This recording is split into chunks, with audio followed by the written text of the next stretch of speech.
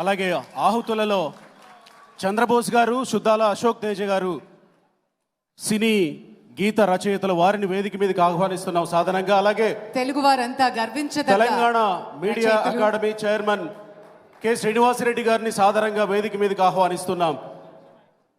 జాతీయ పురస్కార గ్రహీత, మరొకరు అంతర్జాతీయ పురస్కార గ్రహీత, తెలుగువారి కీర్తి పతాకాన్ని నలు దిశలా వ్యాపింపచేసిన సుద్దాల అశోక్ తేజ గారికి, చంద్రబోస్ గారికి స్వాగతం పలుకుతున్నాం. అలాగే మనం ఎంతగానో వెయిట్ చేస్తున్నటువంటి అంశం, తెలుగువారిగా మనందరం గర్వించదగ్గ వ్యక్తి.